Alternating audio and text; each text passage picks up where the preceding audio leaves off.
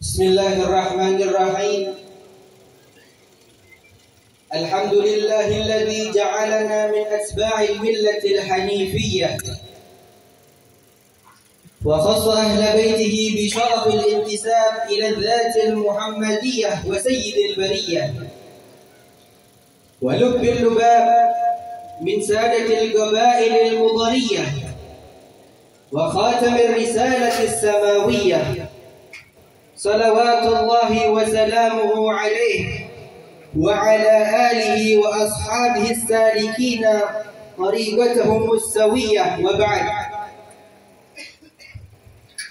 Inilah ringkasan dari riwayat hidup Al-Ustaz Muhammad bin Husain Ba'bud. Semoga Allah Subhanahu wa taala menjadikannya sebagai ibrah yang bermanfaat bagi diri kita sekalian. Amin. Nasab beliau dari pihak ayah Muhammad bin Husain bin Ali bin Muhammad bin Abdurrahman bin Abdullah bin Zain bin Musyayyakh bin Alwi bin Abdullah ibn al-Muallim Muhammad Ba'bud bin Abdullah al-Mulaqab bi'Abud bin Muhammad Maghfun bin Abdurrahman Babul Wainah bin Ahmad bin Alwi ibn al-Faqih Ahmad bin Abdurrahman bin Alawi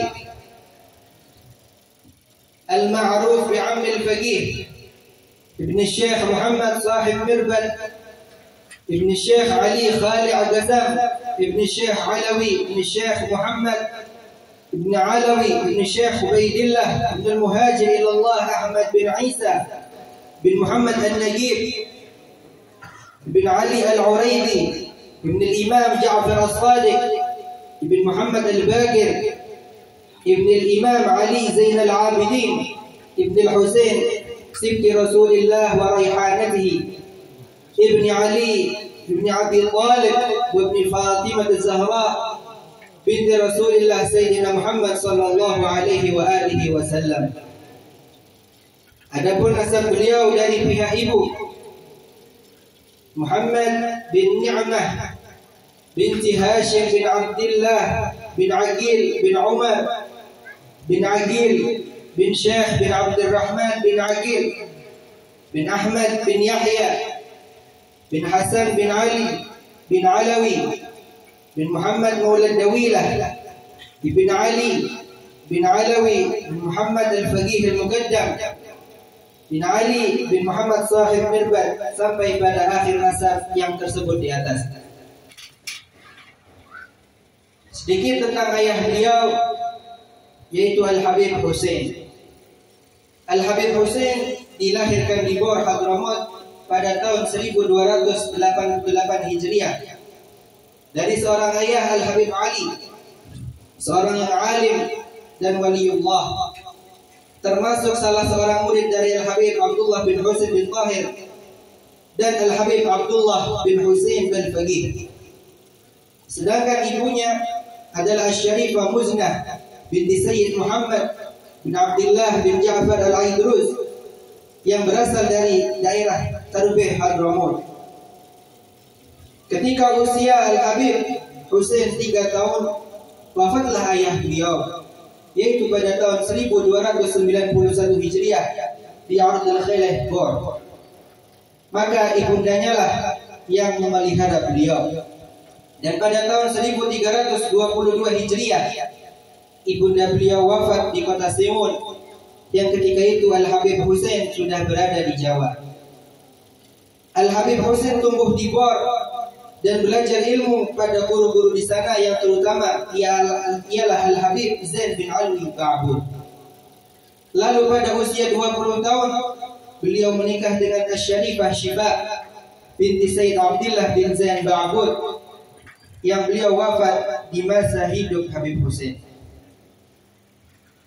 Pada tahun 1318 Hijriah belayarlah Al-Habib Husain ke Jawa, Indonesia, dan berdiam beberapa lama di rumah keponakan beliau, yaitu Al-Habib Muhammad bin Ahmad bin Ali Ba'bud di Surabaya, sebelum Al-Habib Husain berlayar ke Batu Pahat, Malaysia.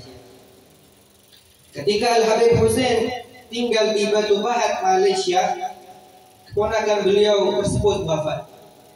Maka Al-Habib Hashim bin Abdullah bin Yahya menulis surat pada Al-Habib Hussein yang berisi permintaan kepada Habib Hussein untuk kembali ke Indonesia dan menikah dengan putri beliau yang juga merupakan janda dari keponakan Al-Habib Hussein sendiri, yaitu Asy-Syarifah Ni'mah, dengan tujuan supaya Al-Habib Hussein memelihara 3 orang anaknya, yaitu mereka adalah Al-Hubabah Sidah, Al-Habib Abdurrahman, dan Al-Habib Ahmad. Hal itu dikarenakan Al-Habib Hashim telah mengetahui kebaikan budi pekerti Al-Habib Hussein sehingga memilihnya untuk menjadi suami dari putri beliau. Lalu datanglah Al-Habib Hussein dari Batu Pahat, Malaysia ke Surabaya dan menikahinya. Dari pernikahan tersebut Allah Subhanahu wa taala mengaruniai pada mereka berdua 1 putra dan 7 putri. Mereka ialah Al-Hubabah Muznah, Al-Hubabah Alwiyah, Al-Hubabah Ruqayyah, Al-Habib Muhammad, Al-Hubabah Nur, Al-Hubabah Maryam, Al-Hubabah Aminah, Wal-Hubabah Aisyah. Cara hidup beliau sangat sederhana, bersih, mengatur waktu sebaik-baiknya, tidur agak sore dan bangun tengah malam untuk bertahajud. Di waktu pagi hari pergi ke toko sampai siang hari. Beliau lazim salat berjamaah di Masjid Ampel, dan setelah salat maghrib beliau lazim membaca Al-Quran dan ratibul haddad bersama anak-anaknya. Beliau sangat memuliakan tamu yang datang, dan di saat yang lain beliau gemar membaca kitab-kitab atau menghadiri majelis pengajian Sayyidina Al-Habib Abu Bakar bin Umar bin Yahya di Surabaya. Beliau juga banyak mendapat faedah ilmu dari mertuanya, yaitu Al-Habib Hashim bin Abdullah bin Yahya yang terkenal kealimannya, dan juga dari adik mertua beliau, Mufti Jakarta masa itu, yaitu Al-Habib Uthman bin Abdullah bin Yahya, apabila datang dari Jakarta ke Surabaya dan tinggal di rumah Habib Hussein serta mengadakan majelis taklim selama beliau berada di Surabaya. Dan banyak lagi majelis pengajian atau rohah para ulama yang beliau hadiri, seperti majelis Al-Allamah Sayyid Yahya Al-Mahdari Al-Yamani, majelis Al-Habib Muhammad bin Idrus Al-Habshi, majelis Al-Habib Muhammad bin Ahmad Al-Muhdar, majelis Al-Habib Ahmad bin Muhsin Al-Haddad yang berdiam di Kota Bangil, majelis Al-Habib Alwi bin Tahir Al-Haddad Mufti Johor, majelis Al-Habib Abu Bakar bin Muhammad As-Segaf Gresik, dan majelis Al-Habib Ali bin Abdurrahman Al-Habsyi Kuitang Jakarta, yang mana beliau adalah juga salah satu sahabat Habib Hussein semasa menuntut ilmu di Hadramut rahimahullah ta'ala. Beliau berakhlak murah hati, jujur, kasih sayang, terutama pada fakir miskin dan anak-anak kecil. Beliau rajin di dalam berumah tangga serta menjunjung tinggi ahli ilmu, dan beliau seringkali berkata pada istrinya dan juga kepada keluarga bahwa beliau selalu memohon pada Allah Subhanahu wa taala dan mengharap supaya putra beliau yaitu Al-Ustaz Muhammad menjadi seorang yang mengajarkan ilmu, dan ternyata Allah Subhanahu wa taala telah mengabulkan doa beliau tersebut. Al-Habib Hussein banyak berjasa, di antaranya seringkali menjamin pendatang-pendatang baru dari Hadramut dan terkadang memberi uang tanggungan. Beliau juga sering memberi hutang pada orang lain yang membutuhkan lalu menghalalkannya. Beliau banyak bersedekah dan menderma untuk Masjid Ampel. Beliau juga adalah sebagai salah satu pengurus Madrasah Al-Khairiyah Surabaya dan Rabitatul Alawiyah, di mana beliau bekerja secara jujur dan ikhlas. Al-Habib Hussein pulang ke rahmatullah pada malam Jumat tanggal 3 Muharram 1376 Hijriah, bertepatan dengan tanggal 9 Agustus 1956 Masehi, pukul 10:20 Banyak sekali para pengantar jenazah beliau dari dalam dan luar kota. Lalu disolatkan jenazah beliau di Masjid Jami' Lawang yang dipimpin oleh sahabat beliau Qadhi Arab di masa itu, yaitu Al-Habib Ahmad bin Ghalib Al-Hamid, dan dimakamkan di pemakaman Bambangan Lawang rahimahullah rahmatan abrar. Adapun ibunda Al-Ustaz Muhammad yaitu Asy-Syarifah Ni'mah, beliau dilahirkan di Surabaya pada tahun 1288 Hijriah dari seorang ayah yaitu Al-Habib Hashim bin Abdullah bin Aqil bin Yahya, dan dari seorang ibu Asy-Syarifah Maryam binti Al-Habib Abdul Rahim bin Abdullah Al-Qadiri Al-Jilani, keturunan dari Syekh Abdul Qadir Al-Jilani. Beliau adalah putri bungsu Al-Habib Hashim. Beliau tumbuh di sebuah rumah yang penuh dengan ilmu dan ibadah. Ibunda beliau Asy-Syarifah Maryam mendapatkan ilmu dan ketakwaan berkat pendidikan ayahnya, yaitu Al-Habib Abdul Rahim, yang telah membawanya ke negeri Haramain dan tinggal beberapa lama di Madinatul Munawwarah, serta membawanya dalam perjalanannya ke sebagian jazirah Arab, di antaranya negeri Baghdad. Maka oleh karena itu tumbuhlah Asy-Syarifah Ni'mah ini atas ketaatan, ketakwaan dan cinta ilmu. Lebih-lebih lagi paman beliau Al-Habib Utsman bin Abdullah bin Yahya yang sering datang ke Surabaya dan tinggal di rumahnya menjadikan beliau bertambah ilmu dan cahaya hati. Beliau sangatlah menjaga sholatnya dan bangun pada akhir malam, lazim membaca Al-Quran dan zikir-zikir serta banyak bersolawat atas Nabi Muhammad sallallahu alaihi wasallam. Dan kebanyakan duduk-duduk beliau dengan para tamu perempuan berisikan masalah-masalah agama, nasihat-nasihat, atau membaca kitab-kitab, syair-syair hikmah dan hikayat-hikayat yang bermanfaat. Beliau sangatlah menjaga diri, bersih, murah hati, dan membantu suaminya dalam menerima tamu.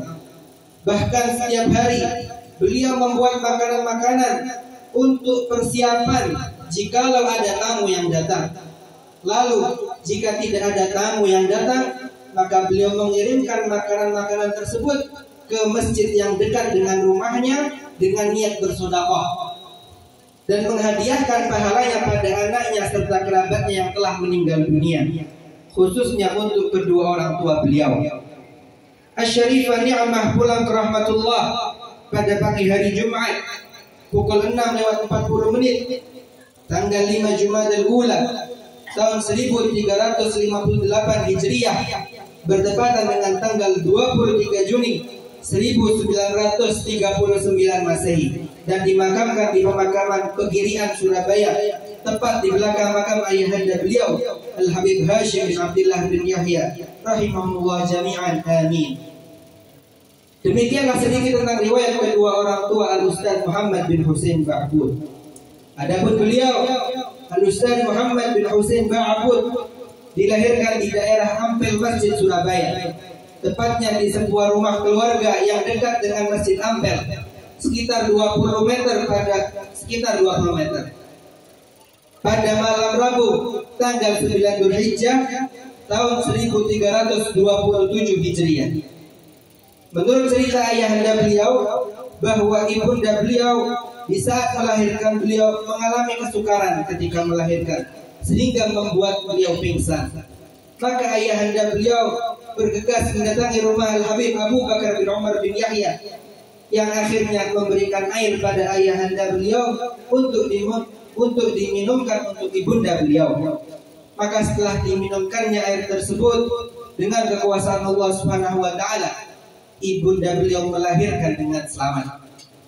Lalu Al-Habib Abu Bakar bin Yahya berpesan untuk dilaksanakan sunnah aqiqah dengan 2 ekor kambing dan tanpa mengundang seseorang pada waktu walimah kecuali sanak keluarga ibunda beliau saja. Maka terlaksanalah walimah tersebut dengan dihadiri oleh Al-Habib Abu Bakar bin Yahya, dan beliau pula lah yang memberi nama dengan sebaik-baik nama, yaitu Muhammad, yang disertai dengan pembacaan doa-doa dan Al-Fatihah dari beliau. Al-Ustaz Muhammad mendapatkan kasih sayang dari kedua orang tuanya dari masa kecilnya. Lebih-lebih ayahanda beliau sedikit memanjakan beliau, dikarenakan beliau adalah putra satu-satunya, dan juga disebabkan ibundanya mempunyai firasat yang baik terhadap beliau, yang mana firasat baik tersebut pada akhirnya menjadi sebuah kenyataan, walhamdulillah. Lalu pada saat umur beliau 7 tahun, ayahanda beliau memasukkan beliau Al-Ustaz Muhammad di Madrasah Al-Muallim Abdullah Al-Maskati Al-Kabir. Hal ini sesuai dengan isyarah dari Al-Habib Abu Bakar bin Umar bin Yahya. Akan tetapi beliau merasa tidak mendapatkan banyak yang diharapkan dari Al-Muallim Al-Maskati tersebut, dan tidaklah lama masa belajar beliau di situ. Kemudian ayahanda beliau menyekolahkannya di Madrasah Al-Khairiyah Surabaya. Oleh karena pada waktu itu susunan pelajaran dalam madrasah tidaklah seperti yang diharapkan, disebabkan oleh tidak adanya kemampuan yang cukup bagi para pengajarnya, maka beliau merasa kurang mendapatkan pelajaran. Akan tetapi setelah beliau berada di kelas 4, terbukalah hati beliau untuk ilmu, terutama setelah datangnya para tenaga pengajar dari Tarif Hadramut, seperti guru beliau Al-Habib Abdul Qadir bin Ahmad bin Faqih dan Al-Habib Hasan bin Abdullah Al-Kaf, ditambah dengan adanya guru-guru yang lain seperti Al-Habib Abdurrahman bin Hasan bin Syihab, dan terutama pula dikarenakan perhatian yang besar dari Al-Arif Billah Sayyidina Al-Habib Muhammad bin Ahmad Al-Muhdar, yang mana Al-Ustaz Muhammad merasakan berkat pandangan serta doa-doa beliau dalam majlis-majlis rohanya, dan di mana Ustaz Muhammad sangatlah rajin menghadirinya dan telah membaca beberapa kitab di hadapan beliau, juga bernasyid wasyafat gubahan Al-Habib Abdurrahman bin Abdullah bin Faqih bersama Sayyid Ali bin Abi Bakar bin Umar bin Yahya. Al-Habib Muhammad Al-Muhdar sangat menyayangi beliau dan seringkali mendoakan beliau. Maka ketika itulah beliau merasakan mendapatkan futuh dan manfaat, juga barokah dari belajarnya. Berlangsunglah masa belajar beliau di kelas 6 sampai hampir 6 tahun. Dan di tengah-tengah masa belajar itu, beliau seringkali menggantikan tempat para guru-guru di dalam mengajar, bila mana mereka berhalangan untuk datang mengajar. Yang mana ketika itu beliau masih berusia 9 tahun. Adalah nasib baik bagi beliau, yaitu pada akhir tahun ajaran, tepatnya pada bulan Sya'ban 1343 Hijriah, ketika pelajar yang lulus menerima ijazah kelulusan yang dibagikan langsung oleh Al-Habib Muhammad bin Ahmad Al-Muhdar, maka beliau menerima ijazah sebagai peringkat ke-1 dari seluruh pelajar yang lulus waktu itu. Bersamaan dengan itu, Al-Habib Muhammad Al-Muhdar menghadiahkan kepada beliau sebuah jam kantong yang bermerek Sima. Lalu Al-Habib Muhammad Al-Muhdar mengusap-usap kepala dan dada beliau sambil mendoakan beliau. Ketika Al-Habib Agil bin Ahmad bin Agil, pengurus madrasah pada waktu itu, memberitahukan bahwa Al-Ustaz Muhammad tahun itu akan diangkat menjadi guru di Madrasah Al-Khairiyah, disinilah awal mula Al-Ustaz Muhammad menjadi guru tetap di Madrasah Al-Khairiyah. Pada saat itu umur beliau 13 tahun. Sejak saat itu beliau curahkan ilmu, waktu, dan masa hidupnya hanya untuk mengajarkan ilmu, mendidik, serta dakwah ilallah sampai akhir hayat beliau. Semoga Allah Subhanahu wa Ta'ala memberikan tempat yang mulia dan tinggi di sisinya. Amin ya Rabbal Alamin. Di samping mencurahkan tenaga di dalam memberikan pelajaran pagi dan sore di madrasah, beliau juga banyak sekali memberikan ceramah-ceramah agama di banyak tempat, serta menerjemahkan ceramah-ceramah para muballigh Islam yang datang dari luar negeri, seperti Ad-Da'i Syekh Abdul Alim As-Siddiqi dari India, dan banyak yang lain. Kemudian di antara guru-guru beliau di dalam ilmu tasawuf dan tarikh ialah ayah beliau sendiri, Al-Habib Husain bin Ali Ba'bud. Di dalam membaca dan menulis bahasa Arab ialah Syekh Ali bin Ahmad Barbeh. Dalam ilmu Al-Quranul Karim, Syekh Abdullah bin Muhammad Bamazrou. Di dalam bahasa Arab, Khat, Insya dan Hisab, Sayyid Abdurrahman bin Hasan bin Syihab. Dalam ilmu fikih, tafsir, tasawuf, nahwu dan ilmu balaghah ialah Al-Habib Abdul Qadir bin Ahmad Al-Faqih. Dalam fikih dan ilmu tajwid, Al-Habib Hasan bin Abdullah Al-Kaf. Dalam ilmu nahwu dan hisab, Sayyid Ja'far bin Zain Aidil. Selain guru-guru tersebut di atas, masih banyak lagi dari golongan para wali dan alim ulama yang beliau sering membaca kitab-kitab di hadapan mereka. Dan kebanyakannya adalah kitab-kitab hadis, tasawuf, serta kitab-kitab karangan para salaf alawiyyin. Di antara para ulama tersebut adalah Al-Habib Muhammad bin Ahmad Al-Muhdar Bundawasa, Al-Habib Ali bin Abdurrahman Al-Habsyi Kuitang Jakarta, Al-Habib Abu Bakar bin Muhammad As-Segaf Gresik, Al-Habib Al-Allamah Alwi bin Tahir Al-Haddad Johor, Al-Habib Tahir bin Ali Al-Jufri, Al-Habib Ahmad bin Talib Al-Attas Pekalongan, Al-Habib Abdurrahman bin Zain Ba'abud, dan Al-Habib Zain bin Muhammad Ba'abud radhiyallahu anhu. Lalu pada tahun 1348 Hijriah, tepatnya pada hari Kamis sore, tanggal 22 bulan Rabiul Tsani, ayahanda beliau menikahkan beliau dengan Syarifah Aisyah binti Sayyid Husain bin Muhammad Al-Faqih.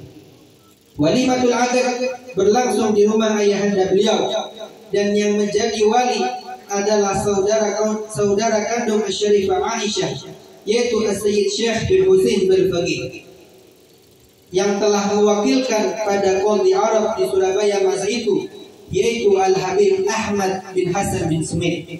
Sedangkan walimatul urs pada malam Jumat 22 Rabiul Tsani di rumah istri beliau di Nyamplungan Gang 4 Surabaya. Dalam pernikahan ini Allah Subhanahu wa taala telah mengaruniainya 6 putra dan 8 putri. Beliau adalah Al-Hubabah Syifa, Al-Hubabah Muzna, Al-Habib Ali, Al-Hubabah Khadijah, Al-Hubabah Sidah, Al-Habib Hashim, Al-Hubabah Fatimah, Al-Habib Abdullah, Al-Habib Abdurrahman, Al-Habib Alwi, Al-Hubabah Maryam, Al-Hubabah Alwiyah, Al-Hubabah Nur, dan Al-Habib Ibrahim. Lalu pada bulan Jumadil Akhir tahun 1359 Hijriah, bertepatan pada bulan Juli 1940 Masehi, dengan kehendak Allah Subhanahu wa taala, beliau sekeluarga pindah dari Surabaya ke Kota Lawang, dan di kota inilah beliau mendirikan madrasah dan pondok pesantren yang beliau beri nama Darun Nasyiin, yang berarti rumah tempat tunas-tunas muda, yang pembukaan resminya jatuh pada awal bulan Rajab tahun 1359 Hijriah, bertepatan dengan 5 Agustus 1940 Masehi. Yang mana pondok tersebut mendapat perhatian oleh banyak orang dari Jawa dan luar Jawa, serta memberi hasil barokah dan telah meluluskan puluhan ribu murid. Walhamdulillah, dengan rahmat dan karunia Allah Subhanahu wa taala, pondok pesantren tersebut masih berlangsung sampai detik ini. Pada mulanya lokasi madrasah adalah di Jalan Talun Timur, Pasar Lawang, yang sekarang berubah namanya menjadi Jalan Pandowo. Lalu setelah beberapa bulan berpindah pula ayahanda beliau dari Surabaya ke Lawang dan tinggal bersama beliau. Dan dari saat penjajahan Jepang sampai mula-mula masa kemerdekaan, berpindah-pindahlah beliau dari satu tempat ke tempat yang lain di daerah sekitar Kota Lawang, yang ketika itu terjadi serangan penjajah Belanda atas Kota Malang. Walhamdulillah, pada masa berubah-ubahnya pemerintahan, kegiatan belajar mengajar tidak terputus kecuali pada waktu penjajahan Jepang hanya sekitar 17 hari. Karena penjajah Jepang pada waktu itu memerintahkan untuk menutup seluruh madrasah dan sekolahan bila mereka menduduki suatu daerah. Dan juga ketika kembalinya penjajahan Belanda yang kedua, terpaksa beliau menutup madrasah demi keamanan, selama 3 bulan saja. Akhirnya dari sejak tanggal 1 April 1951 beliau sekeluarga pindah kembali ke Jalan Pandowo sampai akhir hayat beliau. Sebuah rumah yang tepat di belakangnya terdapat pondok pesantren dengan bangunan yang cukup baik untuk didiami oleh para santri yang tinggal. Tempat di mana kita sekarang ini berada di dalamnya pada acara haul saat ini, beserta kamar-kamar yang ada dan musola yang beliau beri nama dengan Baitur Rahmah yang telah beberapa kali mengalami renovasi, serta ruang-ruang kelas. Dalam beberapa dekade dilakukan pula beberapa renovasi dan perubahan yang dilakukan pada masa Al-Ustaz Ali bin Muhammad Ba'bud, putra sulung beliau, sebagai pengurusnya. Banyak sekali para pengunjung dari para ulama dan orang-orang soleh ke rumah dan pondok beliau. Di antara mereka itu adalah Al-Habib Ali bin Abdurrahman Al-Habsyi Jakarta, Al-Habib Zain bin Abdullah bin Muhsin Al-Attas Bogor, dan saudaranya yaitu Al-Habib Husain, Al-Habib Saleh bin Muhsin Al-Hamid Tanggul, Al-Habib Alwi bin Ali Al-Habsyi Solo, Al-Habib Alwi bin Abdillah Al-Habsyi Barapai Kalimantan, Al-Habib Husain bin Abdillah Al-Hamid Tuban, Al-Habib Abdul Qadir bin Ahmad Al-Faqih Malang, Al-Habib Abdullah bin Umar Al-Idrus Surabaya, Al-Habib Ali bin Husain Al-Attas Bogor Jakarta, Al-Habib Salim bin Ahmad bin Jindan, Al-Habib Idrus bin Salim Al-Jufri yang biasa disebut guru tua, Al-Habib Abdul Qadir bin Ahmad As-Sekaf Jeddah, Al-Habib Salim bin Abdullah Asyadiri Jarim, dan Al-Sayyid Muhammad bin Alwi bin Abbas Al-Mali di Mekah, serta banyak lagi selain mereka tersebut yang insya Allah kedatangan mereka itu adalah membuahkan keberkahan dan curahan rahmat dari Allah Subhanahu wa Ta'ala. Maka setelah wafatnya ayahanda beliau, seakan-akan beliau mendapat ilham dari Allah Subhanahu wa Ta'ala untuk mengadakan roha atau majelis taklim pada tiap hari Kamis sore, yang ditutup dengan bacaan beberapa abiyat burdah dan tahlil atas arwah ayah bunda beliau untuk memperingati mereka berdua, serta dengan tujuan memberi manfaat ilmu pada para santri beliau dan pada selain mereka juga para pecinta ilmu dari dalam dan luar kota. Maka ketika Sayyid Al-Arif Billah Al-Habib Muhammad bin Umar Al-Idrus Surabaya mendengar tentang adanya roha ini, beliau sangat gembira seraya mendoakan bagi Ustaz Muhammad dan majelisnya. Alhamdulillah, dengan rahmat Allah Subhanahu wa Ta'ala, roha tersebut telah berlangsung selama 36 tahun pada masa hidup beliau dan telah memberi kesan yang sangat baik. Roha tersebut adalah pengajian yang barokah insyaallah, dengan dalil dari sebagian keluarga juga selain mereka yang telah memimpikan bahwa roha dan sebagian majelis-majelis yang lain dihadiri oleh baginda Nabi Muhammad SAW serta arwah para salafus saleh, ditambah pula dengan adanya tanda-tanda atau alamat yang menunjukkan akan hal tersebut. Al-Ustaz Muhammad berpulang ke rahmatullah Subhanahu wa Ta'ala pada hari Rabu pagi pukul 10:20 tanggal 18 Dzulhijjah tahun 1413 Hijriah, bertepatan dengan tanggal 9 Juni 1993 Masehi. Almarhum disolatkan di dalam pondok pesantren beliau pada keesokan harinya, yaitu pada hari Kamis, dan diantar jenazahnya oleh banyak orang ke pemakaman Bambangan Lawang, dan beliau dimakamkan di samping makam ayahanda beliau rahimahullah rahmatan abrar wa askanahul jannah darul qarar tajri min tahtihal anhar. Amin ya Allah ya Ghaffur ya Ghaffar. Wasiat Ustaz Muhammad bin Husain Ba'bud. Saudara-saudara sekalian yang dirahmati oleh Allah Subhanahu wa Ta'ala, berikut ini akan kami bacakan sebuah wasiat yang ditulis sendiri oleh Al-Habib Al-Ustaz Muhammad bin Husain Ba'bud untuk keluarga, anak, cucu, serta murid-murid dan siapa saja yang mendengarnya. Bismillahirrahmanirrahim. Inilah wasiat al-faqir ila rahmati maula Al-Ustaz Muhammad bin Husain Ba'bud. Sebagaimana Al-Habib Abdullah bin Husain bin Thohir mewasiatkan pada istri-istrinya dan dzurriyyahnya, laki-laki dan perempuan selama turun-menurun, dan bagi siapa yang saja yang mendengarnya, maka saya Al-Faqir ilallah Muhammad bin Husain Ba'bud mewasiatkan pada seluruh keluarga saya dan anak cucu saya selama turun-menurun, serta bagi murid-murid saya dan siapa saja yang mendengarnya, yaitu hendaklah kalian menjalankan sunnah-sunnahnya atau perilaku pemimpin para utusan Allah Sayyidina Muhammad sallallahu alaihi wasallam, dan hendaknya pula mengikuti sunnah dan perjalanan para khalifah yang telah mendapatkan petunjuk, yaitu al-khulafaur rasyidin. Kesemuanya itu sesuai dengan firman Allah Subhanahu wa taala, "Qul in kuntum tuhibbunallah fattabi'uni yuhibbukumullah wa yaghfir lakum dzunubakum." Katakanlah, apabila kalian mencintai Allah, maka ikutilah aku. Niscaya Allah Subhanahu wa taala akan mencintai kalian dan mengampuni dosa-dosa kalian. Dan berdasarkan sabda Rasulullah sallallahu alaihi wasallam, "Alaikum bisunnati wa sunnatil khulafa'ir rasyidin al-mahdiyyin min ba'di." Fil hadis. Ambillah olehmu sunnahku dan sunnah para khalifah yang mendapatkan petunjuk sepeninggalku.